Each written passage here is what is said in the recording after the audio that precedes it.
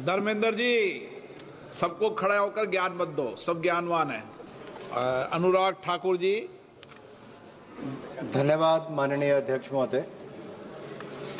माननीय प्रधानमंत्री जी ने सहकारिता क्षेत्र की ताकत को देखकर जो एक अलग से मंत्रालय बनाया, पहले तो उनका आभार प्रकट करते हैं और उसमें एक अनुभवी मंत्री को बनाया ताकि इस क्षेत्र को और ताकत दी जा सके। कुछ काम हमने पिछले वर्षों में देखे माननीय अध्यक्ष जी, जिसका लाभ सहकारिता क्षेत्र में मिला है।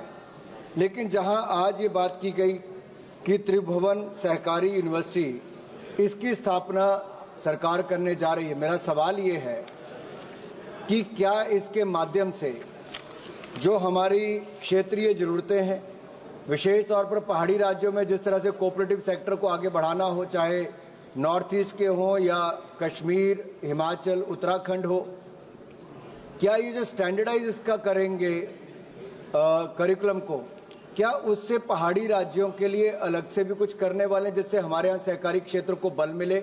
और विशेष तौर पर महिलाओं को जहाँ लखपति दीदी बनाने का काम कर रहे हैं, तो क्या इसके माध्यम से उसको भी बल मिल पाएगा? और जो हमारे सहकार से समृद्धि का संकल्प लेकर चले हैं, उससे क्या टारगेट रखा है कि कोऑपरेटिव सेक्टर से हम अगले 10 वर्षों में क्या प्राप्त करने वाले हैं? क्या अगर इसकी जानकारी माननीय मंत्री जी देंगे तो लाभ। धर्मेंद्र जी, सबको खड़ा होकर ज्ञान मत दो, सब ज्ञानवान है। माननीय अध्यक्ष महोदय, माननीय सदस्य ने अच्छा सवाल किया है।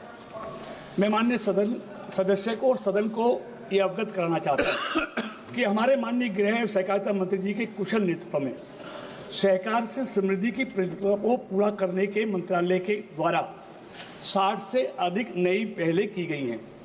इन पहलों के द्वारा पैक्स को मल्टीपर्पज बनाया गया है, डेयरी को भी पैक्स में कन्वर्ट किया गया है, मत्स्य पालन को भी पैक्स के अधीन लाया गया है, पैक्स का कंप्यूटरीकरण करके उसको कॉमन सर्विस सेंटर के रूप में कार्यरत रहते हुए लगभग 300 डिजिटल सेवाएं प्रदान भी कराएगा।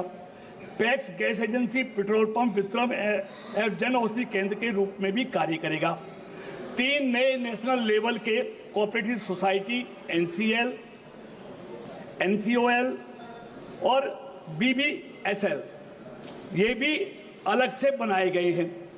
बदले हुए परिवेश में माननीय अध्यक्ष मैं बताना चाहूंगा, पैक्स और सहकारी क्षेत्र में खेती संबंधित काम के अलावा मल्टीपर्पज कार्य करेगा। इसके लिए कुशल और दक्ष श्रम बल सहकारी क्षेत्र के लिए आसानी से देश में उपलब्ध हो, इसको मद्देनजर रखते हुए जिस प्रकार देश में अन्य प्रकार के स्पेशलाइज्ड शिक्षण संस्थान हैं, उसी प्रकार से कोऑपरेटिव सेक्टर के स्पेशलाइज्ड शिक्षण संस्थान के रूप में ये विश्वविद्यालय काम करेगा।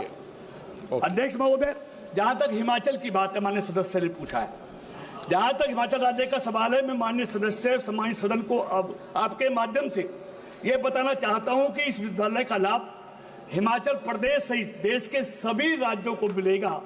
सहकारिता की जड़ें हिमाचल में पहले से ही मजबूत हैं, क्योंकि इस विश्वविद्यालय का गठन विशेषकर सहकारी क्षेत्र को मजबूत प्रदान करने के लिए किया गया है।